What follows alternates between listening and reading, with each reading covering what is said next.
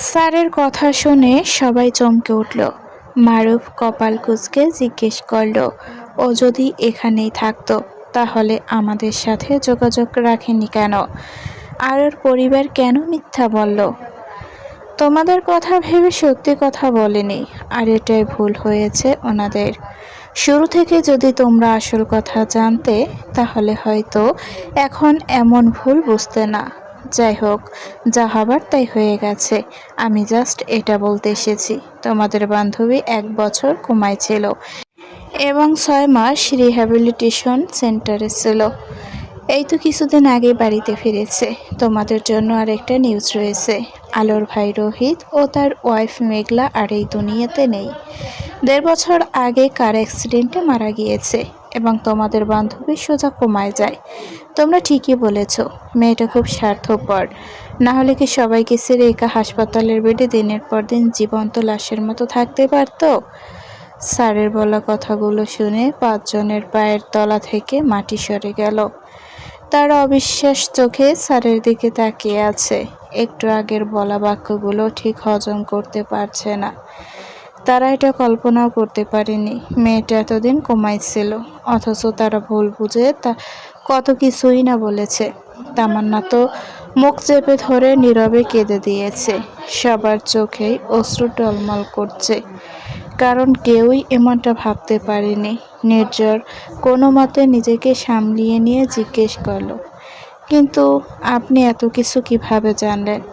আধার পাশ কাটিয়ে সিঁড়ি বেয়ে নেমে যেতে যেতে বলে উঠল, আমি ওর husband and she is my wife.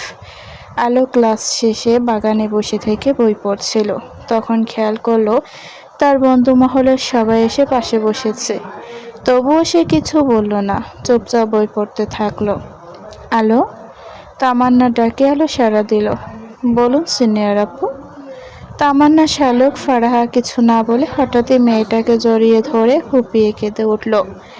এতে আলো হকচকিয়ে গেলেও পরক্ষণে নিজেকে সামলিয়ে নিল। মারুফ ধরা গলায় বলল, আমরা কখনো ভাবতে পারিনি এমন কিছু ঘটে যাবে। তবুও আমাদের ব্যবহারের জন্য সরি, খুব সরি। আলো ফিসেল হেসে বলল, একজন স্বার্থপর বেঈমান মেয়ের কাছে সরি চাইতে হবে না, নয়তো দেখা যাবে সে আবারও আপনাদেরকে ভুলে গিয়েছে। শালুক শক্ত করে জড়িয়ে ধরে ফিসফিসিয়ে বলল, সরি, আমি খুব সরি। হুট করে আমাদের এই দূরত্ব মানতে পারিনি। তোর উপর ভীষণ অভিমান হয়েছিল, তাই তখন রাগের মাথায় উল্টোপাল্টা কথা বলে ফেলেছি। তুই তো জানিস আমি বুঝি কম আর চিল্লে বেশি। প্লিজ আমাকে ক্ষমা করে দে। আমি আর কখনো তোকে ভুল বুঝবো না, কখনোই না। আলো চোখের পানি মুছে হেসে বলল, ঠিক আছে, দিলাম ক্ষমা করে। এখন 3 মোটকে ছাড় আমাকে, নয়তো তোদের চাপে আবারও কোমায় চলে যাব। 3 জন ছেড়ে দিল আলোকে। ফারাহা চোখ মুখ মুছে অভিমানী কণ্ঠে বলল, আধার স্যার যে তোর স্বামী হয় সেটা আমাদেরকে বলিসনি কেন?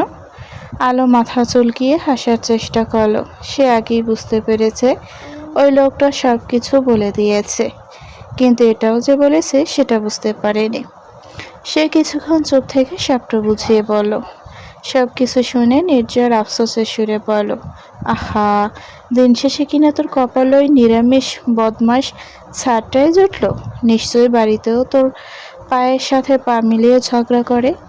আস্তে একটা নিম পাতা রসের মতো খাট্টাস লোক। তুই এইটাকে সহ্য করিস কিভাবে? আমি তোর জায়গায় থাকলে নির্ঘাত পাগলখানায় ভর্তি হয়ে যেতাম। আলো শব্দ করে হেসে উঠে বলল, ওই লোকটা যদি বুনো হল হয় তাহলে আমিও বাঘ হাতে তোল। বুনো ওল নয়, বল করলা, নিম পাতার রস, সাথে মাছ মাংস ছাড়া নিরামিষ তরকারি। আলো তামান্নার পিঠে চাটি মেরে গম্ভীর কণ্ঠে বলল, একদম আমার স্বামীকে নিয়ে মজা করবি না, নয়তো ওনাকে বলে পরীক্ষা ফেল করিয়ে দিব তোদেরকে। ফারাহা হেসে উঠে বলল, দেখা যাবে তোকে ফেল করে দিয়ে বসে আছে তোর ব্যক্তিগত পচা ছাড়। আলো হেসে আনমনে বলে উঠল, উনি পচা নয়, খুব খুবই ভালো, আর আমার বেস্ট স্যার, বেস্ট হাজব্যান্ড।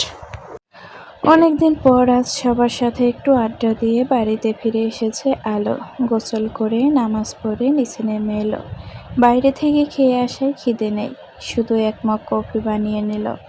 দাদাজানের সাথে দেখা করে এসে দোতলায় ওঠার সময় তহমিনা খান এসে বলে উঠলেন, আজ সন্ধ্যায় তিথিকে পাত্রপক্ষ দেখতে আসবে, সব রান্নাবান্নার দায়িত্ব তোমাকে দেওয়া হলো, আশা করছি পালন করবে। আলো পিছনে ফিরে মাথা নাড়িয়ে বলল, ঠিক আছে মা, আমি সব কিছু দেখে নেব। তহমিনা খান আর কিছু না বলে চলে গেলেন। রাত সকালেই বোনকে আনতে গিয়েছে। সে আপাতত একটা কোম্পানিতে জব করছে, তবে বেতন দিয়ে তার হচ্ছে না।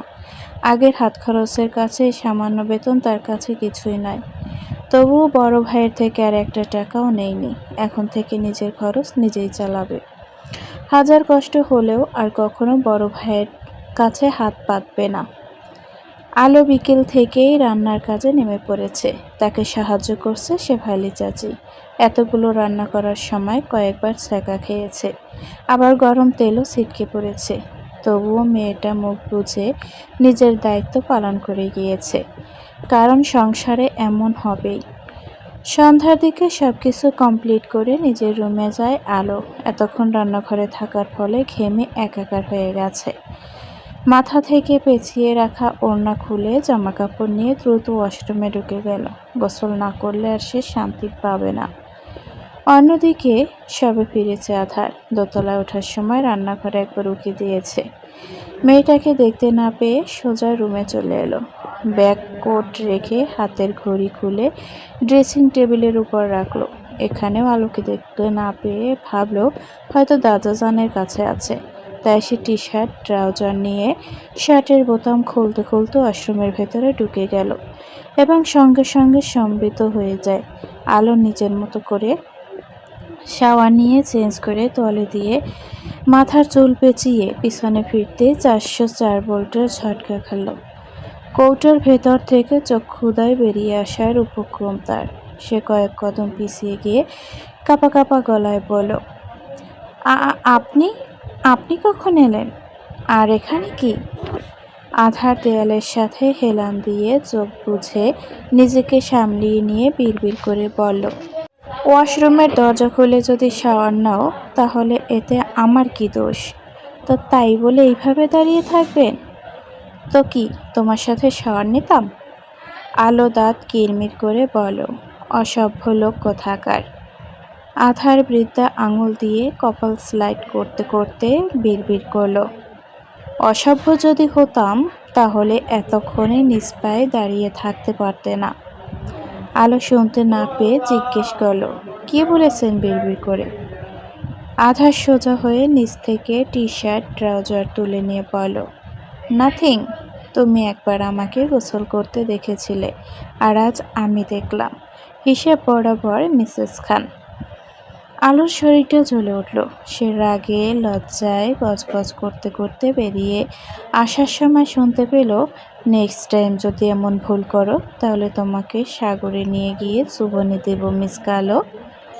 আলো চট করে পিছনে ফিরে মাথার তোয়ালে খুলে লোকটার মুখের উপর ছুঁড়ে মেরে ঝাঁঝালো কণ্ঠে বলল, আপনিও যদি আবার এমন করেন তাহলে আপনার ওই সুন্দর চোখ দুটো তুলে নেব আমি। আধার কিছু না বলে হ্যাঁচকা টানে আলোকে নিজের কাছে নিয়ে এসে দরজার সাথে চেপে ধরল এবং কানের লতিতে ছোট্ট ছুঁয়ে ফিসফিসিয়ে বলল, আজ শুধু দেখেছি, পরের বার এমনটা নাও করতে পারি, তাই আগে থেকে সাবধান করে দিলাম। বাই দ্য ওয়ে, এত সুন্দর একটা সারপ্রাইজ দেওয়ার জন্য থ্যাঙ্কস জান। বলে রক্তিম গালে দুটো চুমু খেলো। আলো লজ্জায় পড়ছে না মাটির নিচে ঢুকে যেতে। সে কোনো মতে লোকটাকে দূরে সরিয়ে দিয়ে তড়িঘড়ি করে চলে আসার সময় কার্পেটে পা লেগে ধপাস করে উল্টে পড়ল। আলো বিরক্তিতে চোখ মুখ কুঁচকে একটা গালি দিল। সব অঘটন আজ তারই সাথে ঘটেছে। ধ্যাত। আলোকে পড়ে যেতে দেখে আধার ছুটে এসে বাহু ধরে তুলে জিজ্ঞেস করল, ব্যথা পেয়েছ? আলো মুখ সরিয়ে নিয়ে বলল, না। আধার কিছু না বলে আলোকে ড্রেসিং টেবিলের সামনে বসিয়ে দেয়। তারপর খুব যত্নের সাথে ভেজা চুলগুলো মুছে দিতে লাগলো। হেয়ার ড্রায়ার দিয়ে শুকিয়েও দিল। এত সময়ের মধ্যে আলো ভুলেও মুখ তুলে আয়নায় তাকায়নি। আধার নিজের কাজ শেষ করে এইট বক্স থেকে মলম নিয়ে এসে আলোকে ঘুরিয়ে তার সামনে হাঁটু গেড়ে বসল।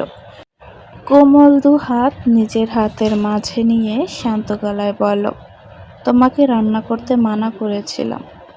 আলো এক পলক নিজের হাতের দিকে তাকিয়ে মৃদু হেসে বলল, আমি ঠিক আছি। আর সংসার করতে গেলে এমনটা হবেই, আপনি চিন্তা করবেন না। আধার দু হাতে মলম লাগিয়ে দিয়ে বলল, রান্না করার সময় সতর্ক থাকবে এবং সাবধানে কাজ করার চেষ্টা করবে, ঠিক আছে? আলো ভদ্র মেয়ের মতো মাথা নাড়িয়ে বলল, ঠিক আছে। সময় অতিবাহিত হয়ে যায়। তিথিকে দেখতে পাত্রপক্ষরা চলে এসেছে। তাদেরকে আপ্যায়ন করতে ব্যস্ত তহমিনা খান। ড্রয়িং রুমে সকলে বসে আছে। সোবহান খান টুকটাক কথা বলছেন। আধার রাতও মাঝে মধ্যে শুধু হুঁ-হাঁ করছে। শেফালি চাচা নাস্তার প্লেটগুলো নিয়ে এসে টি টেবিলের উপর সাজিয়ে রাখেন। তহমিনা খান আলাপ আলোচনা করার সময় খেয়াল করলেন আলো তিথিকে নিয়ে আসছে।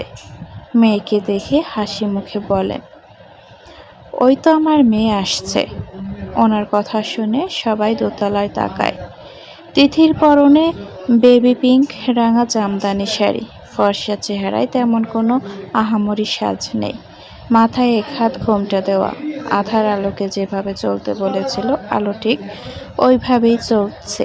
সুতির বড় ওড়না হিজাবের মতো করে পড়ে আছে, শুধু ফর্সা চেহারাটা উন্মুক্ত। ভদ্রমহিলা মুগ্ধ চোখে তাকিয়ে থেকে অস্ফুট স্বরে বলে উঠল, মাশাআল্লাহ মাশাআল্লাহ। আলো তিথিকে নিয়ে সবার সামনে সোফায় বসিয়ে দিল। তারপর দুজনে সুন্দর করে সালাম করল। পাত্রসহ তার ভাই, মা বাবা ও চাচা চাচি এসেছে। সাথে ওনাদের একমাত্র মেয়েও আছে, যে কিনা ঘুরে ফিরে শুধু এবাড়ির বড় ছেলের দিকেই তাকাচ্ছে, যেটা আলো অনেকক্ষণ ধরেই লক্ষ্য করছে। সোবহান খান যখন আলোকে সবার কাছে পরিচয় করিয়ে দিল, তখন অজান্তে দুজন ব্যক্তি চমকে উঠল। আলোর অন্যদিকে খেয়াল না থাকলেও সে ওই মেয়েটার চেহারা দেখে বেশ মজা নিচ্ছিল। কোনো মতে হাসি চেপে রেখে দ্রুত পায়ে রান্নাঘরে এসে খিলখিল করে হেসে ওঠে। ইস, বেচারি মেয়েটার দিল টুট গেয়া। বিয়ে নিয়ে কথাবার্তার এক পর্যায়ে এসে ঠিক হলো আগামী মাসে ৩ তারিখ ঠিক করা হবে। তারপর অনিমেষ অতিথির বিবাহ। আলো হাসি মুখে মিষ্টি নিয়ে গিয়ে সবাইকে মিষ্টিমুখ করালো। তারপর প্লেটে করে মিষ্টি নিয়ে করিডোরে গেল। ফোন কল আসায় আধার এখানে এসে কথা বলছিল। তখন পাশে কারোর অস্তিত্ব অনুভব করে ঘাড় ঘুরিয়ে তাকাতেই আলো টুপ করে মুখের ভেতর মিষ্টি পুরে দিল। মেয়েটার এহেন কাজে আধারের চোখ দুটো বড় বড় হয়ে যায়। আলো স্যারের থমথমে চেহারা দেখে ফিক করে হেসে দেয়। সে হাসতে হাসতে চলে যাওয়ার জন্য পা বাড়াতেই আধার কোমর চেপে ধরে নিজের সামনে নিয়ে এলো। আলোর মুখের হাসি গায়েব হয়ে গেল। সে ড্যাব ড্যাব করে মুখ তুলে সামনে তাকায়। আধার মাথা নিচু করে আলোর মুখের সামনে মুখ নিয়ে এসে ইশারায় মিষ্টি নিতে বলল। অন্যদিকে ফোনের অপর প্রান্ত থেকে একজন ব্যক্তি হ্যালো হ্যালো করে যাচ্ছে। আলো উপায় না পেয়ে মুখ বাড়িয়ে এক বাইটে অর্ধেক মিষ্টি নিয়ে সেখান থেকে চলে যায়। আর আধার আনমনে হেসে ঠোঁট মুছে অর্ধেক মিষ্টি খেয়ে ফোনে কথা বলতে শুরু করলো। ডিনার শেষে সবাই মেহমানরা বিদায় নিয়ে চলে যায়। তহমিনা খান আজ বেশ খুশি। তিনি মনের মতো মেয়ের জন্য পাত্র পেয়েছে, সাথে বড়লোক পরিবারও। আলো রান্নাঘরে সবকিছু গুছিয়ে রেখে ভেজা হাত ওড়নায় মুছতে মুছতে সিঁড়ি বেয়ে উপরে উঠল। নিজের রুমের দিকে যেতে চেয়েও কিছু একটা ভেবে তিথির রুমের দিকে গেল। সে শুরু থেকে খেয়াল করেছিল মেয়েটার মন খারাপ, আর কিছু জিজ্ঞেস করার সুযোগও হয়ে ওঠেনি। তাই এখন যাচ্ছে একটু কথা বলতে। রুমের দরজা চাপানো ছিল। আলো আস্তে করে দরজা খুলে ভেতরে মাথা ঢুকিয়ে উকি দিল এবং সঙ্গে সঙ্গে চমকে উঠল। ফ্লোরের মাঝে শাড়ি, চুড়ি, জুয়েলারি এলোমেলোভাবে ছড়িয়ে ছিটিয়ে আছে। বিছানার মাঝে তিথি উপর হয়ে বালিশে মুখ গুজে ফুপিয়ে ফুপিয়ে কাঁদছে। আলো দ্রুত ভেতরে প্রবেশ করে তিথির পাশে বসে মাথায় হাত রেখে অস্থির গলায় জানতে চাইল, কি হয়েছে তিথি? তুমি এইভাবে কাঁদছো কেন? ভাবির কণ্ঠস্বর শুনে তিথি উঠে বসে কাঁদতে কাঁদতে বলল, আমি এই বিয়ে করব না ভাবি, কিছুতেই করব না। মেয়েটার কথা শুনে আলোর কপাল কুঁচকে গেল। সে জিজ্ঞেস করলো, কেন করবে না? আর পাত্রসহ পরিবারও বেশ ভালো। তাহলে? তিথি কিছু না বলে নীরবে চোখের পানি বিসর্জন দিতে থাকলো। আলো কাঁধে হাত রেখে শান্ত গলায় বলল, আজ হোক বা কাল তোমাকে বিয়ে দিতেই হবে। সেখানে এখন করলে কি সমস্যা? তুমি ওই শাহ পরিবারে সুখী হবে। এই বিয়েতে সবারই মত রয়েছে, এমনকি তোমার বড় ভাইয়ারও। তবুও যদি তোমার আপত্তি থাকে তাহলে এইভাবে না কেঁদে কুটে সবাইকে বলো।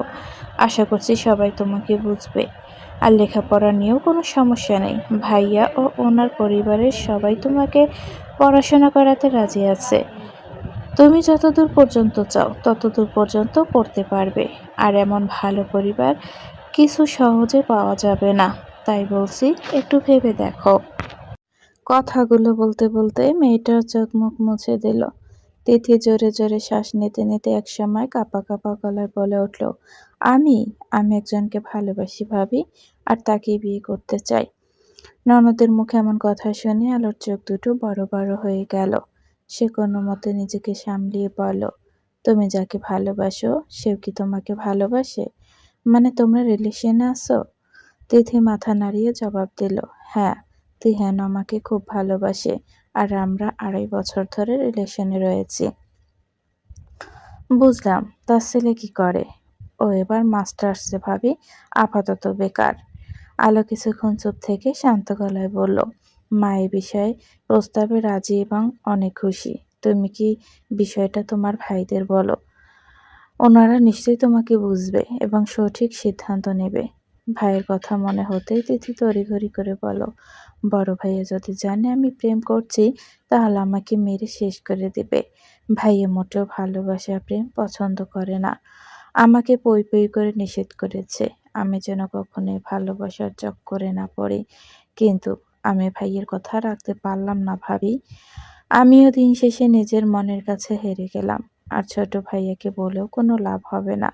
মা যেটা বলবে, যেটা করবে সেটাতেই রাত ভাইয়ের মত রয়েছে। বলতে পারো মায়ের বাধ্য ছেলে। তাকে বললে উল্টো তিহানকে পেটাবে, সাথে আমাকেও। আলো চিন্তায় পড়ে গেল। এখন সে কি করবে ঠিক বুঝতে পারছে না। কারণ তিথির কেসটা বেশ জটিল। এদিকে পরিবারের সবাই এই বিয়েতে রাজি, অন্যদিকে মেয়েটা আবার অন্য কাউকে ভালোবাসে। তহমিনা খান এটা সহজে মেনে নেবে না, আর না শান্ত থাকবে। সে এসব ভেবে দীর্ঘশ্বাস ছেড়ে বলল, মনে সাহস নিয়ে তোমার বড় ভাইয়াকে একবার বলে দেখতে পারো। উনি এখন আগের মতো নেই, একটু হলেও ভালোবাসায় বিশ্বাস করতে শিখেছে। আর উনি মাকে বুঝতে পারবেন। তবুও যদি সমস্যা হয় তাহলে দাদাজানকে বলো। আশা করছি তোমার পাশে থাকবে। তুমি কিছু করো না ভাবি, আমার খুব ভয় করছে। দেখো তিথি, আমি তোমার মনের অবস্থাটা বুঝতে পারছি, কিন্তু আমি কি করব বলো? মা এমনিতেই আমাকে পছন্দ করে না। আমি যদি ওনাকে গিয়ে কিছু বলি তাহলে দেখা যাবে আমাকে বাড়ি থেকে বের করে দিবে। তিথি কিছু না বলে নীরবে কাঁদতে থাকলো। না পারছে পরিবারের অবাধ্য হতে, আর না পারছে নিজের প্রিয় মানুষটাকে ভুলে যেতে। সে এখন কি করবে নিজেই জানে না। শুধু জানে সে কিছুতেই তিহান ব্যতীত অন্য কারো হবে না। কিছুতেই না। আলো মেয়েটার চোখের পানি মুছে দিতে দিতে বলল, কাঁদে না তিথি, আমি দেখছি কি করতে পারি। আলো তিথিকে বুঝিয়ে সুঝিয়ে ঘুম পড়িয়ে তবে রুম থেকে বের হলো। দরজা চাপিয়ে দিয়ে পিছনে ফিরতেই দেখতে পেল আধার স্যার রক্তিম চোখে তাকিয়ে আছে। আলোর কপাল কুঁচকে গেল। সে কিছু একটা ভেবে নিজের দিকে তাকায়। না, সবকিছু ঠিকঠাক আছে। তাহলে মানুষটা এমন রাগান্বিত চেহারা নিয়ে দাঁড়িয়ে আছে কেন? তাহলে কি সবকিছু শুনে নিয়েছে? কটা বাজে? পুরুষেলি গম্ভীর কণ্ঠস্বর শুনে আলো ভাবনার জগৎ থেকে বেরিয়ে এলো। সে আশেপাশে তাকিয়ে ঘড়ি খুঁজতে লাগলো, কিন্তু কোথাও দেখতে পেল না। জানি না। আধা দাঁতে দাঁত পিষল, কিছু না বলে হনহনিয়ে চলে গেল। আর আলো বেকুবের মতো হাঁ করে দাঁড়িয়ে রইল। মনে মনে ভাবল, এই লোকটার আবার কি হলো? আশ্চর্য। আলো হামি তুলে রুমে এসে ঘড়ির দিকে তাকাতে চমকে উঠল। রাত 1টা বেজে পার হয়ে গেছে। অথচ সে এখনো গুড়গুড় করছে। ওইদিকে টোনাটুনিও খেয়ে দিয়ে কাউসের ওপর ঘুম দিয়েছে। এরা সারাদিন খায় আর পড়ে পড়ে ঘুমায়, এছাড়া আর কোনো কাজ নেই। রুমে এলে কেন? এতক্ষণ যেখানে ছিলে সেখানে থাকতে। আলো মুখ ভেঙচি কেটে বলল, এটা আমারও রুম, সো আমি যখন তখন আসতে পারি। তাতে আপনার কি? নাথিং। এ কথা বলে আধার সোফায় শুয়ে পড়ল। এটা দেখে আলার ভুরু কুঁচকে যায়। সে কাছে এসে জিজ্ঞেস করল, হঠাৎ এখানে শুলেন কেন? আমার সোফা, আমার শরীর, আমার মন, আমার ইচ্ছে, তাতে আপনার কি? আলোর মুখ গোমড়া হয়ে গেল। সে পাশে বসে ধীর কণ্ঠে বলল, রাগ করেছেন? আচ্ছা সরি। এবারেও আধার কিছুই বলল না। আলো কিছুক্ষণ চুপ থেকে রুমের বাতি নিভিয়ে আবারও সোফার কাছে এলো। তারপর বলল, ঠিক আছে, আপনি এখানে থাকলে আমিও থাকবো। সোফায় বেশি জায়গা নেই, তবু আলো ঠেলে ঠুলে শুয়ে পড়ল। কিন্তু তার ছোট্ট শরীরটা জায়গা ঠিক মতো হলো না। ফলস্বরূপ সে সোফা থেকে পড়ে যেতে লাগলো, কিন্তু শেষমেশ পড়ল না, উল্টো নিজের উপর লোকটাকে আবিষ্কার করলো। আধার শরীরের সমস্ত ভার ছেড়ে দিতে আলো হকচকিয়ে উঠে বলল, শুটকি মাছের ভর্তা হয়ে গেলাম। আধার ওড়না সরিয়ে উন্মুক্ত গলায় মুখ ডুবিয়ে ফিসফিসিয়ে বলল, আই লাভ শুটকির ভর্তা। আলো সামান্য নড়াচড়াও করতে পারছে না। সে ঘাড় কাত করে জোরে জোরে শ্বাস নিতে নিতে বলল, কাল সকালে বানিয়ে দেব, এখন উঠুন। আমি নই, তুমি এসেছো আমার কাছে, আর এখন আমাকে সহ্য করো। আলোর শ্বাস-প্রশ্বাস ভারী হয়ে এলো। সে দুহাত খামচে ধরল মানুষটার। পুরুষালী কক্ষ গায়ের স্পর্শে তার শরীরটা থরথর করে কাঁপছে। আলো বারবার শুকনো ঢোক গিলে নিচে চাপা পড়া অবস্থায় ছটফট করছে। হঠাৎই কিছু একটা অনুভব করে অস্ফুট স্বরে বলল, প্লিজ না। সঙ্গে সঙ্গে আধারের নেশা কেটে গেল। একই সাথে অজানা ঘোর থেকেও বেরিয়ে এলো। তবুও সে শুধালো, নো। আলো কোনো জবাব দিল না। আধার চোখ বুজে লম্বা শ্বাস নিয়ে নিজের সূক্ষ্ম ইচ্ছেটাকে দমিয়ে রেখে চুপচাপ সরে গেল। আলো আড়ালে দীর্ঘ শ্বাস ছেড়ে নিচ থেকে ওড়না নিয়ে শরীরে জড়িয়ে সোজা ওয়াশরুমে চলে যায়। তারপর ফিরে এসে মানুষটাকে দেখতে না পেয়ে আলোর খারাপ লাগলো। সে ইচ্ছে করে তখন বাধা দিতে চায়নি, কিন্তু তার হাতে কোনো উপায় ছিল না। আলো আবারও দীর্ঘশ্বাস ছাড়ল। লোকটা নিশ্চয়ই রেগে আছে তার উপর, নয়তো বিরক্ত হয়েছে। সে আস্তে ধীরে হেঁটে বিছানায় গিয়ে আধশোয়া হয়ে বসল। হেডবোর্ডে মাথা ঠেকিয়ে চোখ দুটো বন্ধ করে নিল। কিছু সময় পর পেটের উপর গরম কিছুর অস্তিত্ব অনুভব করে চকিতে তাকায়। আদার হটব্যাগের দিকে ইশারা করে শান্ত গলায় বলল, এটা পেটে ধরে রাখো, আরাম পাবে।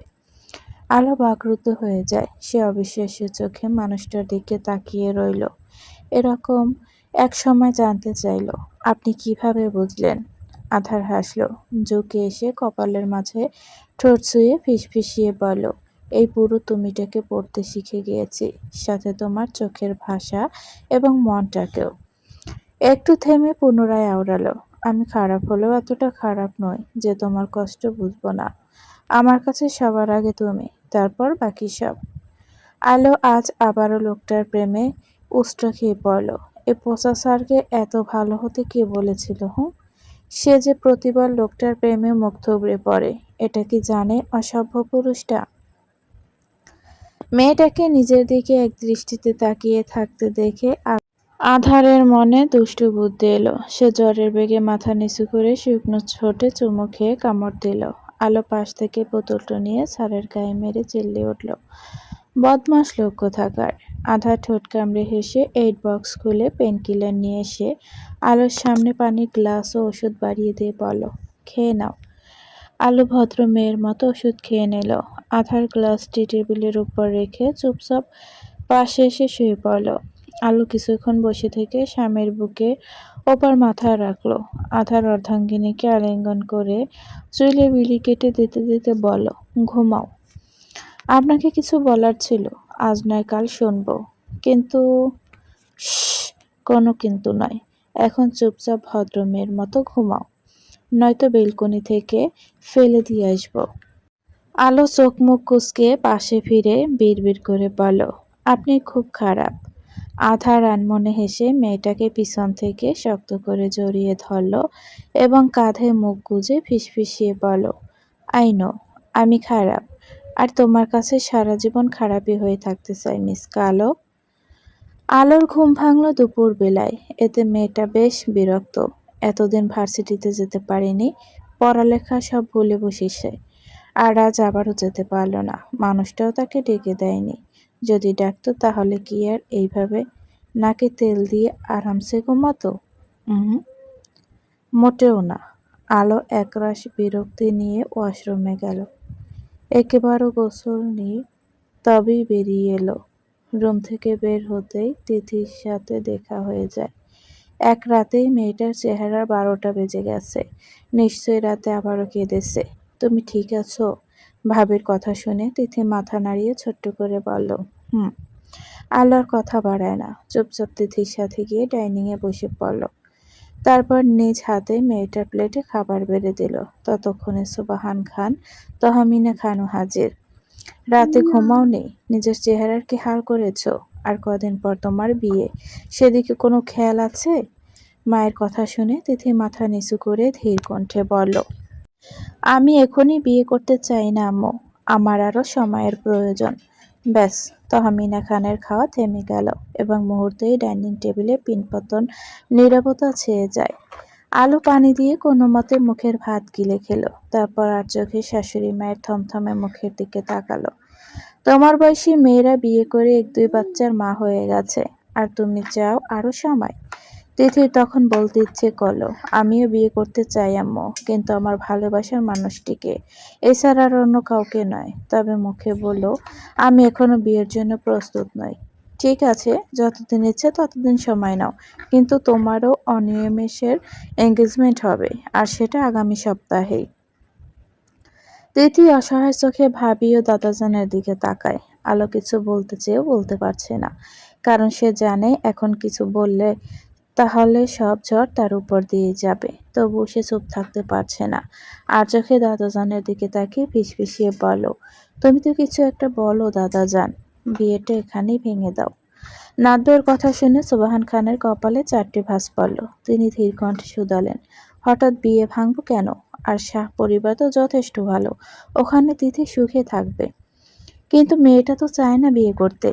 সবাই কি তোমার মতো বিয়ে করব?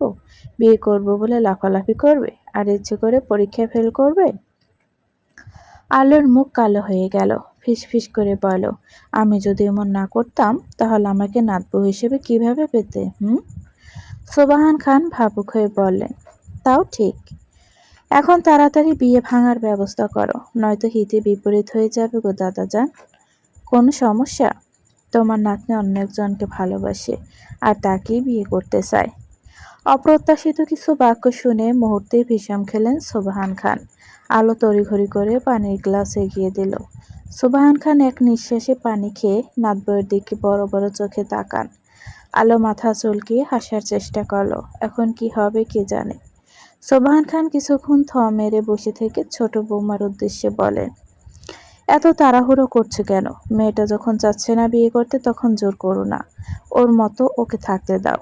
আর আজকাল মেয়ের পছন্দ অপছন্দ বলেও কিছু আছে। তুমি কি একবারও জিজ্ঞেস করেছো মেয়েটা কাউকে পছন্দ করে কিনা? কথাগুলো শুনে আলো মনে মনে স্বস্তির নিঃশ্বাস ছাড়ল। যাক বাবা, দাদাজান অন্তত তাদের পাশে রয়েছে। এখন এ বাড়ির বড় কাঠতারাকে নিজেদের দলে নিয়ে আসার পালা, তাহলে কাজ হয়ে যাবে। তার মতো তিথিও মনে মনে বেশ স্বস্তি পেল। অবশেষে কেউ তো তাকে বুঝতে পারল, আর এটাই তার কাছে অনেক। আমার মেয়ের প্রতি আমার সম্পূর্ণ বিশ্বাস রয়েছে বাবা, ও কখনো এমন কাজই করবে না যেখানে আমার মাথা হেট হবে। আর পছন্দের কথা যদি বলে তাহলে ওর জন্য অনিমেষ একদম পারফেক্ট। ছেলেটা সব দিক থেকে আমাদের বাড়ির একমাত্র মেয়ে জামাই হওয়ার যোগ্যতা রাখে। আর আমি তো এখনই বিয়ে দিতে চাচ্ছি না, শুধু এঙ্গেজমেন্ট করিয়ে রাখতে চাচ্ছি। এতে সমস্যা কোথায়? আপনার বড় নাতিরও এই বিয়েতে মত আছে, কারণ সে ব্যক্তিগতভাবে অনিমেষকে চেনে। তারা দুজন অস্ট্রেলিয়ায় একই ভার্সিটিতে পড়াশোনা করেছে, শুধু সিনিয়র ও জুনিয়র ছিল। তহমিনা খানের কথা শুনে সোবাহান খান আর কি বলবে ভেবে পেলেন না। আগে বড় নাতিকে বলতে হবে, নয়তো কিছুই করা যাবে না। অন্যদিকে আলো মিনমিন করে বলল, লোকটার বয়স বেশি না? তহমিনা খান বিরক্তিতে বলেন, কোথায় বেশি দেখলে? মাত্র তো 29 বছর, আর তোমার স্বামীর থেকে 2 বছরের জুনিয়র, যেখানে বয়স বেশি দেখলে কোথায়? আলো কিছু না বলে চুপ থাকলো। তিথি সজোরে চেয়ার ছেড়ে উঠে দাঁড়িয়ে বলল, আমি এই বিয়ে করব না মো, আর না এঙ্গেজমেন্ট করব। আমি কাল সকালেই ফিরে যাচ্ছি চট্টগ্রামে। এ কথা বলে খাবার না খেয়ে চলে গেল তিথি। আর তহমিনা খান রাগান্বিত চেহারায় মেয়ের চলে যাওয়ার দিকে তাকিয়ে থাকলেন। আজ অফিসে একজনের সাথে রাতের বেশ ঝামেলা হয়েছে। সে মূলত লাঞ্চের জন্য ক্যান্টিনে এসেছিল। লাঞ্চ শেষে কফি খেতে খেতে ফোন দেখছিল আর সামনে হাঁটছিল। তখনই অসাবধানতার কারণে একটা টেবিলের সাথে ধাক্কা খায় এবং সঙ্গে সঙ্গে তার হাতের কফি গিয়ে পড়ে একটি ফাইলের উপর। সেখানে একজন রমণী বসে থেকে নিজের কাজ করছিল। সকাল থেকে একটানা কাজ করে মাত্র ফাইলটা চেক করছিল, কারণ একটু পর বসকে জমা দিতে হবে, নয়তো কথা শুনতে হবে। কিন্তু তার হলো কই। এক মুহূর্তেই তার সব কষ্ট বিফলে চলে গেল।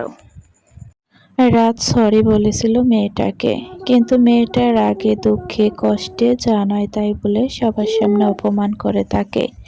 সব সময় ধরে রাত শুধু রাগ ক্ষোভ ফুঁসে গিয়েছিল। অফিসে যাওয়ার জন্য সে বেশ কিছু বলতে পারেনি মেয়েটাকে, শুধু মুখ বুজে চুপচাপ শুয়ে গেছে। কি হয়েছে ইস্যু? কোনো সমস্যা? বান্ধবীর কথা শুনে ইস্যু কান্না আটকিয়ে বলল, আজ মনে হয় এই অফিসের লাস্ট দিন আমার। পাপিয়া চমকে উঠল, উদ্বিগ্ন কণ্ঠে জিজ্ঞেস করলো, আবার কি করেছিস তুই? এই শুধু দুপুরের ঘটনা সবটা খুলে বলল। সবকিছু শুনে নিজের কপাল চেপে ধরে পাপিয়া অস্ফুট স্বরে বলল, স্যার তোকে শেষবারের মতো একটা সুযোগ দিয়েছিল, অথচ এটাও গেল। এখন কি হবে ওপরওয়ালা জানে। ইস্যু আড়ালে চোখের পানি মুছে নিল। অনেক কষ্টে এই জবটা পেয়েছিল সে। পারিবারিক সমস্যার জন্য মাস্টার্স করতে পারেনি, শুধু গ্রাজুয়েশন কোনো মতে শেষ করেছে। পরিবারের বড় মেয়ে হয়, সব দায়িত্ব তার কাঁধে। বাবাবিহীন সংসার তাকেই সামলাতে হয়। আগে টিউশনি করিয়ে সংসার ও নিজের লেখাপড়া চালিয়েছে, আর এখন এই জবটা পেয়েছে, কিন্তু এটাও হারানোর পথে। মিস সিদ্ধিতা, আপনাকে স্যার ডাকছেন। অফিসের ম্যানেজার এসে ইস্যুর উদ্দেশ্যে বাক্যটি বলে।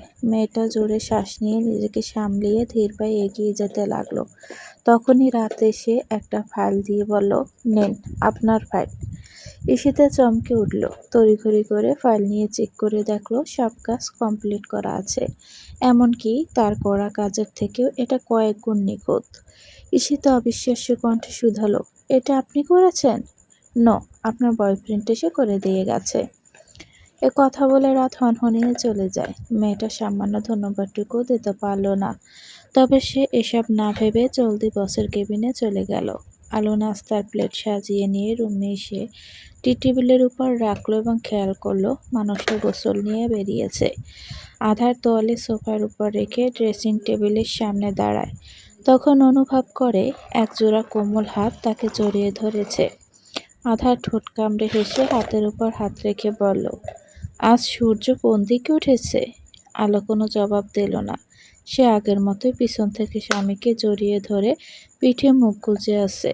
একসময় জিজ্ঞেস করল, ভালোবাসায় বিশ্বাস করেন?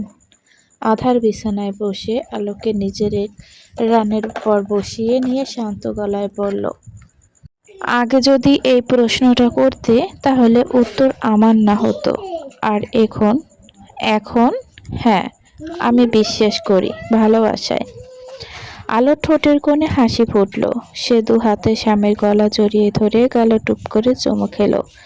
আধার সরু চোখে তাকিয়ে সন্দিহান কণ্ঠে শুধালো, তোমার মতলব আমার ঠিক লাগছে না। কথায় আছে, অতিভক্তি চোরের লক্ষণ।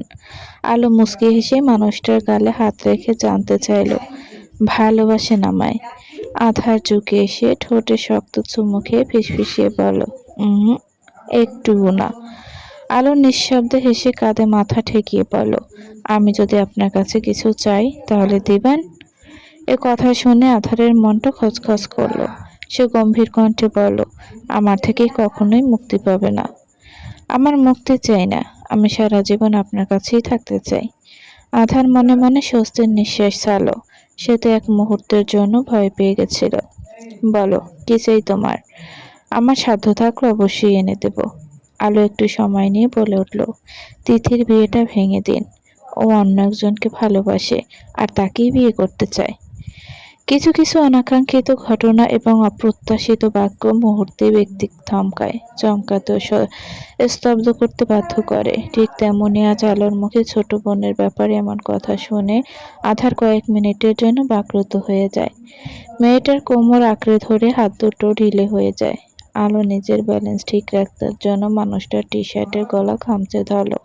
খেয়াল করলো লোকটার চোয়াল শক্ত হয়ে উঠেছে, সাথে দু চোখের সাদা অংশ লালচে ধারণ করেছে। আলোর হঠাৎই বুকটা ধক করে উঠল। তাহলে কি সে ভুল জায়গায় কথাগুলো বলল? কিন্তু একটু আগেই তো তিনি বললেন যে উনি ভালোবাসায় বিশ্বাস করেন। তাহলে এখন এমন অস্বাভাবিক রিয়াকশন কেন? আলোর ভাবনার মাঝে আধারটাকে বিছানায় রেখে দ্রুত পায়ে রুম থেকে বেরিয়ে গেল। আলো হতবাগের মতো কয়েক সেকেন্ড বসে থেকে মুহূর্তে দৌড়ে বাইরে যায়। এই তিথি, দরজা খোল। আধার বোনের রুমের সামনে দাঁড়িয়ে থেকে দরজায় নক করছে, কিন্তু ভেতর থেকে কোনো রকম সাড়া শব্দ এলো না। আর না মেয়েটা দরজা খুলে দিল। আধারের মনটা অস্থির হয়ে যায়, চোখের পাতায় পুরনো স্মৃতি ভেসে উঠেছে। সে হাঁসফাঁস করতে করতে আরো কয়েকবার ডাকলো বোনকে, কিন্তু ফলাফল আগের ন্যায় শূন্য। অন্যদিকে আধারের চিল্লাচিল্লি শুনে তহমিনা খান ও সুবহান খান হন্তদন্ত হয়ে দোতলায় উঠে এলেন। ততক্ষণে আলো এসে পাশে দাঁড়িয়েছে। আধারের পক্ষে আর ধৈর্য ধরা সম্ভব হলো না। দরজার কাছ থেকে আলোকে দূরে সরিয়ে দিয়ে সে চোখের পলকে দরজা ভেঙে ফেলল। তড়িঘড়ি করে রুমের ভেতর এসে সবাই দেখলো তিথি বিছানার মাঝে এলোমেলোভাবে শুয়ে আছে। আধার ছুটে এসে বোনের দুগালে হাত রেখে ডাকতে শুরু করলো, কিন্তু মেয়েটা চোখ মেলে তাকালো না। তহমিনা খান খুব ভয় পেয়ে যান।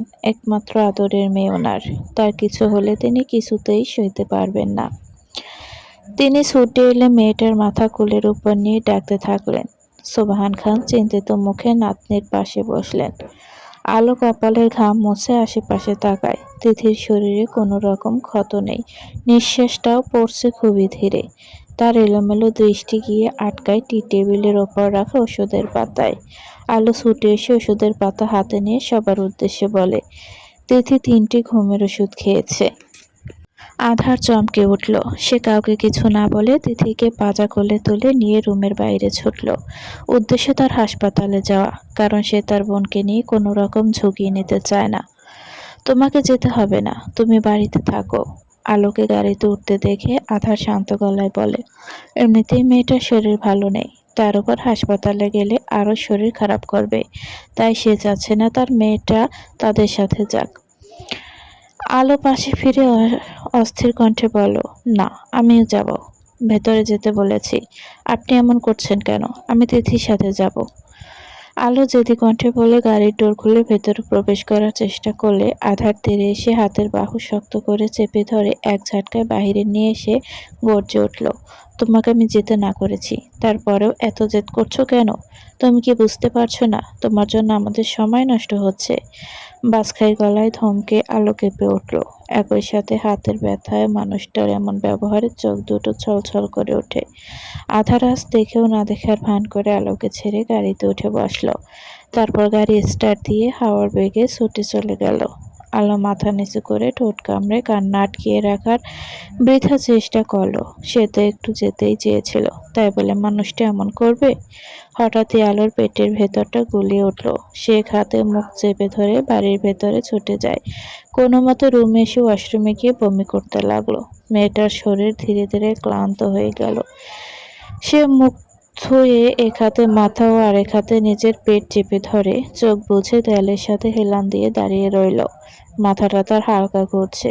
কিছুক্ষণের মধ্যে আবারও পেট গুলিয়ে উঠল। মেয়েটা আরেক দফা বমি করলো এবং একসময় তার শরীরটা নেতিয়ে পড়ল। অফিসে অনেকটা দেরি হয়ে যায় রাতের। সব দোষ ওই বেয়াদব মেয়েটার। নিজের কাজ ফেলে রেখে মেয়েটার ফাইল রেডি করেছে, তাই তো এখন নিজের কাজ করতে করতে লেট হয়ে গেল। রাত বিরক্তিতে চোখ মুখ কুঁচকে সব কাজ শেষ করে হাতে ব্যাগ নিয়ে অফিস থেকে বেরিয়ে এলো। পার্কিং প্লেস থেকে নিজের বাইকে উঠে গেট দিয়ে বেরিয়ে কিছু দূর আসতেই ব্রেক কষলো, কারণ সামনের রাস্তার পাশে ল্যাম্পপোস্টের নিচে ওই বেয়াদব মেয়েটা দাঁড়িয়ে আছে, হয়তো রিক্সা খুঁজতাছে। রাত বাইকের ওপর বসে থেকে অচেনা মেয়েটাকে দেখছে। একটা রিকশাওয়ালার সাথে ভাড়া নিয়ে ঝগড়া করছে। রাগারাগি করার ফলে উজ্জ্বল শ্যামবর্ণের চেহারাটা হালকা লালচে হয়েছে। নাকের পাতা দুটো বারবার ফুলে উঠছে। মেয়েটার ঝগড়া করার অঙ্গভঙ্গি দেখে অজান্তেই ঠোঁট কামড়ে হাসল রাত। এই মেয়ে লোকগুলো এত ঝগড়া করতে কিভাবে পারে? এদের কি মুখ ব্যথা করে না? সারাক্ষণ হাঁসের মতো প্যাক করতেই থাকে। নিজের ভাবনার মাঝে খেয়াল করলো মেয়েটার বকাবকি শুনে রিকশাওয়ালা চলে গিয়েছে। রাত দীর্ঘশ্বাস ছেড়ে বাইক নিয়ে মেয়েটার সামনে থামলো। মাথায় হেলমেট পরে থাকার জন্য সেটা প্রথমে চিনতে পারল না। যখন যুবকের সর্বাঙ্গে নজর বুলিয়ে নিল তখনই চিনতে পারে এই ব্যক্তিকে। সামান্য কয়েকটা টাকার জন্য রাস্তায় দাঁড়িয়ে থেকে ঝগড়া করছেন মিস? রাতের কথা শুনে সীতা তাচ্ছিল্য সুরে বলল, বড় লোকের ছেলেরা কি বুঝবে টাকার মূল্য? তারা তো দু হাতে টাকা পয়সা উড়ায়।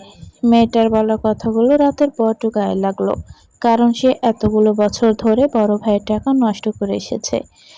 আগ-পাশ কিছুই ভাবেনি, অথচ সে এখন একটু হলেও উপলব্ধি করতে পারছে টাকা কামানো কতটা কষ্টের। রাত নিজেকে সামলিয়ে হেলমেট খুলে শান্ত গলায় বলল, লিফটের প্রয়োজন? থ্যাঙ্কস, বাট আমার লিফটের প্রয়োজন নেই। আমি চলে যেতে পারবো।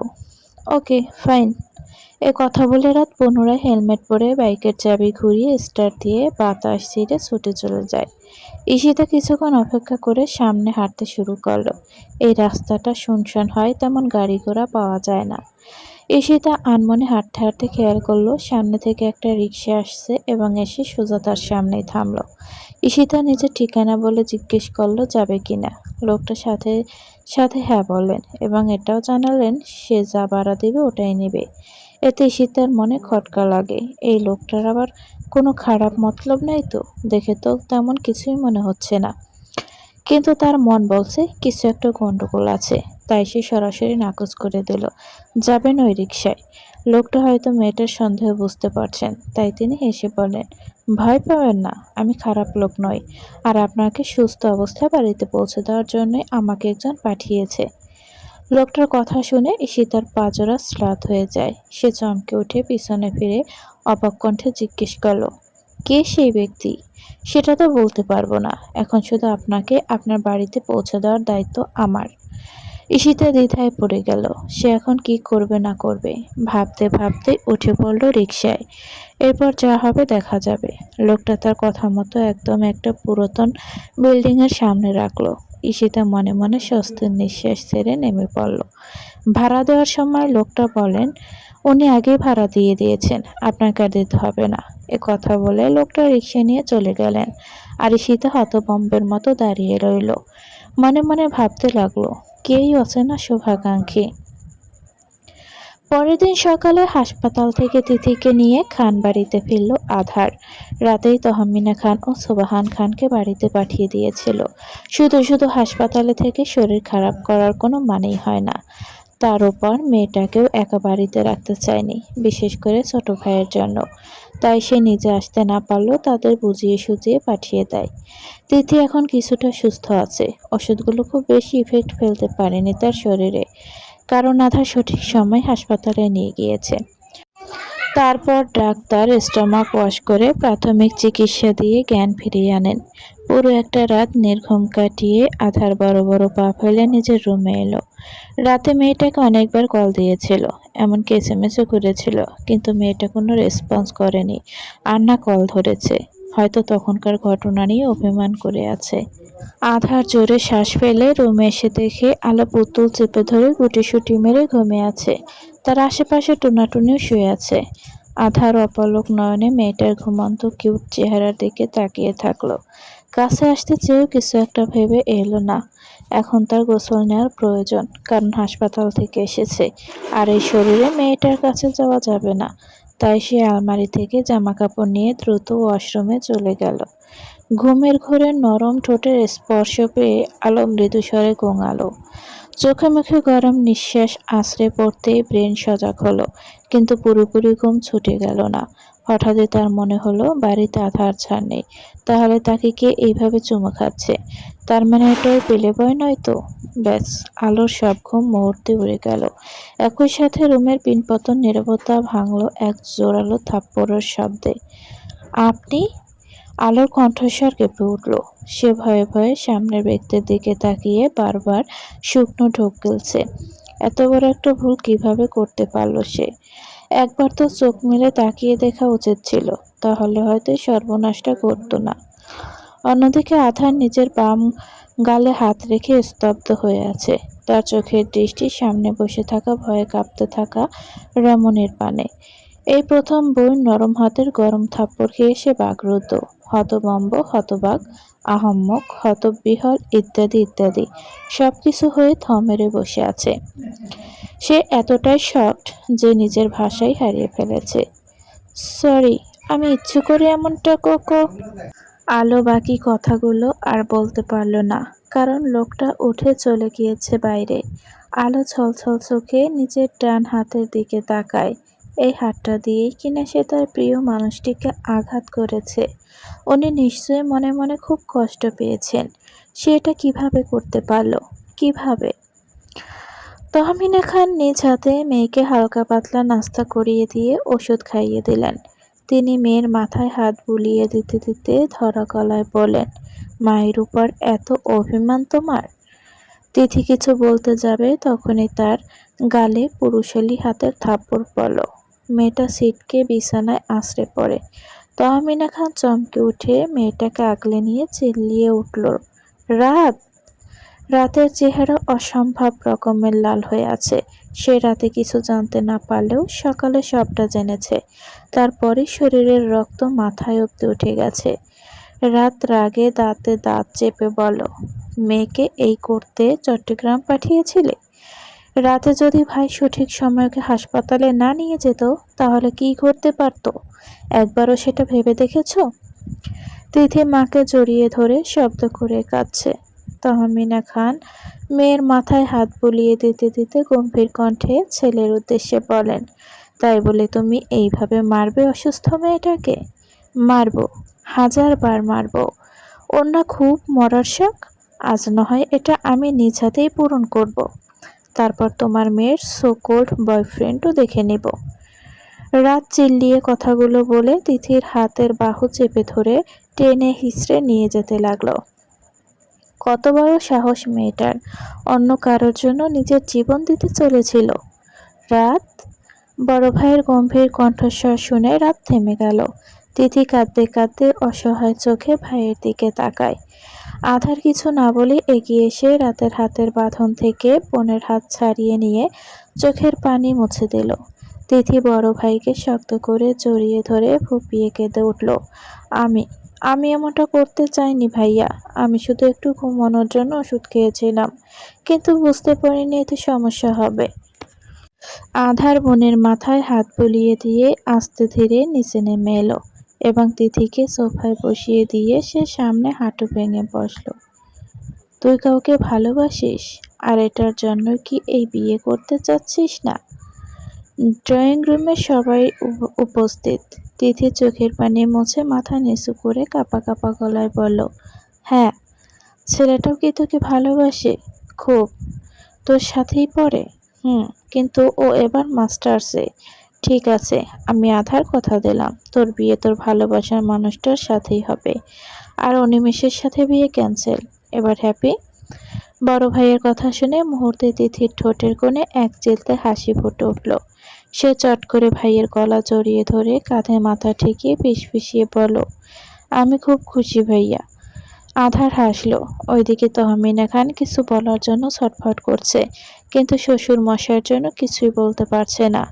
আধার বোনের কপালে ঠোঁট ছুঁয়ে আদর করে দিয়ে বলল, এখন রুমে গিয়ে রিল্যাক্সে ঘুম দিবি। একদম মন খারাপ কিংবা কান্নাকাটি করবি না। নিজের শরীরের প্রতি খেয়াল রাখ। আফটার অল সামনে তোর বিয়ে, সো জাস্ট চিল। তিথি মন খুলে হাসল। হঠাৎই তার নজর বইয়ের বাম গালের দিকে গেল, যেখানে লাল হয়ে আছে। সে আলতো হাতে গাল স্পর্শ করে বিচলিত কণ্ঠে জিজ্ঞেস করল, এখানে কি হয়েছে ভাইয়া? কেউ মেরেছে? আলো সিঁড়ির মাঝখানে চুপচাপ দাঁড়িয়েছিল। লোকটার বলা কথাগুলো শুনে তার ঠোঁটের কোণে হাসি ফুটে উঠলেও ননদের কথা শুনে মুহূর্তে হাসিটা গায়েব হয়ে গেল। জাস্ট বিশ্ব একটা পোকা ছুঁয়েছে, তাই লাল হয়েছে। তো এসব নিয়ে না ভেবে রুমে গিয়ে রেস্ট নে। শেফালি চাচি ওকে নিয়ে যান। আধারের কথা শুনে তিথি আর কিছুই বলল না, চুপচাপ শেফালি চাচির সাথে চলে গেল। এটা তুমি কি করলে আধার? চেনা নেই জানা নেই, হুট করে একটা বেকার ছেলের সাথে বিয়ে ঠিক করে দিলে। আধার শান্ত চোখে তহমিনা খানের দিকে তাকিয়ে বলে, তো কি করতাম বলুন? আমি কি করতাম? আপনি নিশ্চয় অতীত ভুলে যাননি। আমি একবার আমার বোনকে হারিয়েছি, দ্বিতীয়বার আর বোনকে হারাতে পারবো না। তাই বলে একটা বেকার ছেলের সাথে? আপনার মেয়ে ওই বেকার ছেলেকেই ভালোবাসে আর তাকেই বিয়ে করতে চায়। মেয়েটাকে একবার দেখেছেন ওর কি হাল হয়েছে? এখনো বিয়ে ঠিক হয়নি, জাস্ট কথাবার্তা চলছিল। এতেই মেয়েটা কেমন রিয়্যাক্ট করলো সেটা তো জলজান্ত প্রমাণ পেলেন। আর কি চাই আপনার বলুন তো? সারাক্ষণ টাকা আর টাকা করেন। তা আপনি টাকা কি কবরেও সঙ্গে করে নিয়ে যাবেন? ছেলেটা এখন না হয় বেকার আছে, নিজের লেখাপড়া শেষ করলে অবশ্যই একটা ব্যবস্থা করবে। আর আমি লোক লাগিয়ে দিব সবকিছু জানার জন্য। ওই ছেলেটা যদি খারাপ হয় তাহলে কখনোই তিথির সাথে বিয়ে দেব না। এইটুকু বিশ্বাস রাখতে পারেন আমার উপর।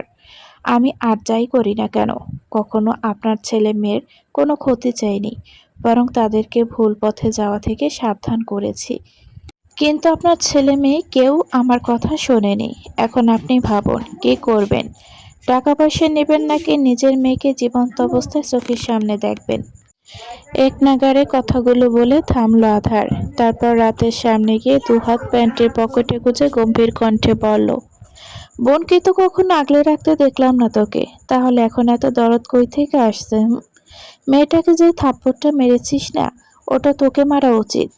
নিজের চরিত্র ঠিক নেই আর এসেছে অন্যকে জাজ করতে। একটু থেমে পুনরায় হিসিয়ে বলল, আই উইশ ছেলেটা যেন তোর মতো না হয়। রাত ভাইয়ের চোখে চোখ রেখে বলো, আমি নিজেকে শুধরে নেওয়ার চেষ্টা করছি, তুমি চাইলে খোঁজ খবর নিতে পারো। আধার হালকা হেসে বলো, আমি আমার দায়িত্ব সবসময় পালন করি, এখন না হয় তুই একটু দায়িত্ব পালন কর। বলো কি করতে হবে? চট্টগ্রামে গিয়ে ছেলেটার 14 গোষ্ঠীর খবর বের কর, সাথে পুরো বায়োডাটা। ভুলভাল যদি কোনো ইনফরমেশন আনিস তাহলে ওই দিন তোকে আমি জুতো দিয়ে পেটাবো। আশা করছি মন দিয়ে কাজ করবি। রাত হালকা ঝুঁকে এসে ফিসফিসিয়ে বলো, সে না হয় করব, কিন্তু তুমি তো নিজেই বউয়ের হাতে মার খেয়ে বসে আছো। সেখানে আমাকে মারবে কি? উল্টো বোম্বাই মরিচ তোমাকে উত্তম মাধ্যম দেবে। অলরেডি দেওয়া শুরু করেছে। এ কথা বলে রাত দাঁত কেলিয়ে হাসলো। আধার রাগে দাঁতে দাঁত পিষল।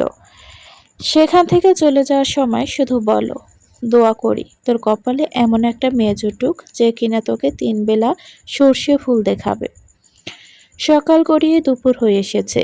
আলো গুটি গুটি পায়ে খাবারের প্লেট নিয়ে ননদের রুমে এসে দেখে তিথি মাত্র গোসল নিয়ে বেরিয়েছে। সে টি টেবিলের উপর প্লেট রেখে পিছনে ফিরতেই তিথি দুহাতে ঝাপটে জড়িয়ে ধরল তাকে। আলো প্রথমে হকচকিয়ে গেলেও পর মুহূর্তে নিজেকে সামলে নিয়ে মেয়েটার পিঠে হাত রাখল। তোমাকে এত এত থ্যাংক ইউ ভাবি, আজ সব কিছু তোমার জন্য হয়েছে। তিথি একগাল হেসে কথাগুলো বলে। আলো মুচকি হেসে ধীর কণ্ঠে বলল, আমি কিছুই করিনি তিথি, যা করেছে ওপরওয়ালা এবং তোমার বড় ভাইয়া। এখন চুপচাপ খাবার খেয়ে নাও, তারপর ওষুধ খেতে হবে। তিথি ভাবিকে ছেড়ে দিল। আলো এলোমেলো হয়ে থাকা বিছানাটা সুন্দর করে গুছিয়ে দেয়। তিথি সোফায় বসে থেকে খাবার খেতে খেতে জিজ্ঞেস করলো, তোমার মন খারাপ ভাবি? আলো এক পলক মেয়েটার দিকে তাকিয়ে চোখ সরিয়ে নিল। আসলেই তার খুব মন খারাপ। ওই লোকটা তার সাথে একটুও কথা বলেনি, এমনকি ভার্সিটিতে যাওয়ার সময় তার কাছেও আসেনি।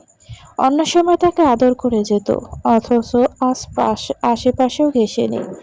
কোথায় ভেবেছিল সে অভিমান করে মানুষটার থেকে দূরে থাকবে, কিন্তু এখন ওই লোকটাই একটা থাপ্পড়ের জন্য তার থেকে দূরে থাকছে। মানছে তার থাপ্পড় মারাটা একদম উচিত হয়নি, কিন্তু সে তো আর ইচ্ছে করে মারেনি, ভুলবশত হয়ে গেছে। তার জন্য এইভাবে নিজেকে দূরে সরিয়ে নেবে, এটা কেমন কথা? তুমি ঠিক আছো ভাবি? তিথির কথায় আলোর ধ্যান ভাঙল। সে চটপট চোখের পল্লব ঝাপটিয়ে জবাব দিল, হ্যাঁ আমি ঠিক আছি। আর আমার মন খারাপ হবে কেন? আমি তো অনেক হ্যাপি, বিশেষ করে তোমার জন্য। অবশেষে তুমি তোমার ভালোবাসার মানুষটিকে পেতে চলেছ। তিথি লাজুক হেসে বলল, তুমি কখনো কাউকে ভালোবাসোনি? আমি সবসময় নিজেকে নিয়ে ব্যস্ত থাকতাম। এসব প্রেম ভালোবাসায় পড়ে ছ্যাঁকা খেয়ে বাঁকা হয়ে থাকার কোনো ইচ্ছে ছিল না। কারণ আমার দ্বারা প্রেম সম্ভব নয়। বয়ফ্রেন্ডকে যেই সময়টা দিতাম ওটা নিজেকেই দিয়েছি। আর এখনকার কথা যদি বলো, তাহলে আমি আমার স্বামীকে ভালোবাসি। উনি আমার প্রথম এবং সেই ভালোবাসা। ভাইয়া অনেক লাকি তোমার মতো একজনকে জীবনসঙ্গী হিসেবে পেয়েছে। হুম, তোমার ভাইয়াকে পেয়ে আমি লাকি, কারণ উনিই আমার সব পাগলামি তেরামি অত্যাচার সহ্য করে। তিথি শব্দ করে হেসে উঠে বলল, মানতেই হবে, বড় ভাইয়ার প্রচুর ধৈর্য। আলো মুচকি হেসে আরেকটু গল্প করে চলে গেল। দাদাজান, আসবো? সোবাহান খান নামাজ পড়ে খাওয়া দাওয়া করে রুমে এসে বসেছিলেন। তখন আলো উকি দিয়ে দরজায় নক করলো। তিনি মাথা নাড়িয়ে সম্মতি দিলেন। আলো ভেতরে এসে দাদাজানের পাশে বসতে বসতে বলল, একটা কথা জিজ্ঞেস করি? শুধু একটা কেন, 100টা জিজ্ঞেস করো। আলো কিছুক্ষণ চুপ থেকে ধীর কণ্ঠে আওড়ালো, তোমার আরো একটা নাতনি ছিল? নাতবউয়ের মুখে এহেন কথা শুনে সুবহান খান থমকে গেলেন। বসা থেকে উঠে দাঁড়িয়ে এদিক ওদিক তাকালেন। আলো অধৈর্য হয়ে পড়ল, বলো না দাদাজান, তোমার বড় নাতি সকালে কেন বলো উনি তার বোনকে হারিয়েছেন? কি হয়েছিল ওনার বোনের সাথে? প্লিজ বলো আমায়। সুবহান খান টেবিলের ড্রয়ার খুলে পুরনো দুটো ছবি বের করে নাতবউয়ের পাশে বসলেন। আলো উকি দিয়ে দেখার চেষ্টা করলো। প্রথম ছবিতে দুজন ছেলে মেয়েকে দেখা যাচ্ছে। পুতুলের মতো দেখতে মেয়েটাকে কোলে নিয়ে হাসি মুখে বসে আছে ছেলেটা, আর ছোট মেয়েটা দু হাতে কেক মাখিয়ে দিয়ে খিলখিল করে হাসছে। ফানি ছবিটা দেখে আলোর ঠোঁটের কোণে হাসি ফুটলো। দ্বিতীয় ছবির দিকে তাকাতেই চমকে উঠল। হাসি মুখে বিড়াল নিয়ে দাঁড়িয়ে থাকা রমণীকে চিনতে না পারলেও তার পাশে গম্ভীর মুখে দাঁড়িয়ে থাকা লোকটাকে দেখে চিনতে একটু অসুবিধা হলো না। আলো অপলক নয়নে তাকিয়ে থেকে অস্ফুট স্বরে বলে উঠল, আধার স্যার। সুবহান খান ছলছল চোখে ছবির দিকে তাকিয়ে বলল, হ্যাঁ, আধার আর ওর বোন আফরিন। একটু থেমে পুনরায় বলতে শুরু করলেন, আধারের 2 বছরের ছোট আফরিন আর 5টা সংসারের মতো বড় বৌমার সংসারও ছিল সুখের। আমরা সবাই ভালোই ছিলাম। আধারের যখন 4 বছর পূর্ণ হয়, তখন আমার ছেলে ও বউর মধ্যে একটা ঝামেলা হয়। আশরাফ বিদেশি কোম্পানির সাথে অনেক বড় একটা ডিল সাইন করে এবং ওটার সব দায়িত্ব তার বন্ধু ওরফে ম্যানেজারকে দেয়। এটা নিয়ে বড় বৌমা আপত্তি করেছিলেন, কারণ তার ওই লোকটাকে পছন্দ নয় আর সুবিধাও মনে হয় না। কিছু না কিছু গন্ডগোল পাকায়। আমি মেয়েটার পক্ষে ছিলাম। এই নিয়েই তাদের মধ্যে বড়সড় ঝামেলা সৃষ্টি হয়।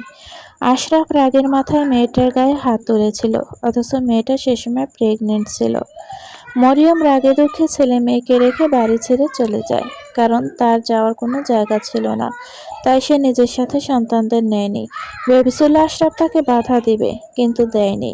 আমি আশরাফকে বোঝানোর অনেক চেষ্টা করেছি, কিন্তু ও নিজের ইগোতে অনড় ছিল। সে সাফ সাফ জানিয়ে দিয়েছে বড় বৌমাকে আর ঘরে তুলবে না। ওপরওয়ালা তার কথা রেখেছে। ওই দিনের পর আর কখনো বড় বৌমা জীবিত অবস্থায় খানবাড়িতে ফেরেনি। শেষবার তার মৃতদেহ দেখেছিলাম। বাসে করে গ্রামে ফিরছিল, কিন্তু শেষ অবধি আর পৌঁছাতে পারেনি। মাঝপথে অন্য একটা বাসের সাথে বাসটার অ্যাক্সিডেন্ট হয় এবং অর্ধেক যাত্রী নিহত হয়। তাদের মধ্যে আমার বড় বৌমাও ছিল। সোবহান খান থামলেন, চোখের পানি মুছে জোরে শ্বাস নিয়ে পাশে বসা নাতবউয়ের দিকে তাকায়। আলো পাথরের ন্যায় থমকে আছে, অথচ তার রক্তিম চোখ বেয়ে অশ্রু গড়িয়ে পড়ছে। সে এতদিন জানতো স্বাভাবিক মৃত্যু, কিন্তু এখন জানতে পারল অনাকাঙ্ক্ষিতভাবে স্যার তার মাকে সারা জীবনের জন্য হারিয়ে ফেলেছে। ইস, ওই দিন যদি ওনার বাবা একটু বাধা দিত, তাহলে হয়তো এমনটা কখনোই হতো না। বেঁচে যেত দুটো প্রাণ। মা ভাইকে হারিয়ে আধার প্রায় উন্মাদ হয়ে গেছিল। এইটুকু বয়সে হারানোর শোক সইতে পারেনি ছেলেটা। ফলস্বরূপ 1 মাসের মধ্যে হাসপাতালের বেডে ছিল। ছোট ছেলে মেয়ে দুটো বিশ্বাসই করতে পারেনি তাদের মা আর নেই এই পৃথিবীতে। আমাকে শক্ত থাকতে হয়েছিল শুধু আমার নাতি নাতনির জন্য। আমি ভেঙে পড়লে তাদেরকে কে দেখতো? ওরা তো তখন খুবই ছোট ছিল। এর মতো আশরাফ আরও একটা অঘটন ঘটিয়ে দেয়। বড় বৌমার মৃত্যুর কয়েক মাস পরেই তহমিনাকে বিয়ে করে এ বাড়িতে নিয়ে আসে। আমি দ্বিতীয়বারের মতো আমার ছেলের গায়ে হাত তুলেছিলাম। আশরাফ বলেছিল সে যা করেছে সবটা ছেলে মেয়ের জন্য, কারণ তাদের মা প্রয়োজন। আমি প্রথমে মেনে না নিলেও আস্তে আস্তে মেনে নিয়েছিলাম, কারণ ছোট বৌমা আধার ও আফরিন আদর করত, ভালোবাসতো, একজন মায়ের দায়িত্ব সবকিছুই পালন করত। এসব দেখে আমার মন নরম হয় এবং একসময় মেনেও নেই। সবকিছু ঠিক থাকলেও যখন ৪ বছর ঘুরিয়ে রাতের আগমন ঘটল, তখন হুট করে ছোট বৌমা পাল্টে গেল। ছোট মেয়েটা অত কিছু বুঝতো না, কিন্তু আধার একটু হলেও তাদের প্রতি বাবা-মায়ের অবহেলা বুঝতে পারত। বড় হওয়ার সাথে সাথে সে নিজেই বোনকে মানুষ করতে শুরু করে। একই সাথে আশরাফের প্রতি ঘৃণাও আরও বেড়ে গেল। আধার ওর বোনকে খুব ভালোবাসতো। নিজের শখ আহ্লাদ বিসর্জন দিয়ে বোনটার সব ইচ্ছে পূরণ করত। ওর স্বপ্ন ছিল বোনকে ডাক্তার তৈরি করার, কারণ এটা তার মায়েরও ইচ্ছে ছিল। আধার নিজেও চেয়েছিল এইচএসসি পরীক্ষার পর মেডিকেলে অ্যাডমিশন দিবে, তারপর 2 ভাই বোন একসাথে পড়াশোনা করবে। কিন্তু বেচারার সেই ইচ্ছেটা পূরণ হলো না।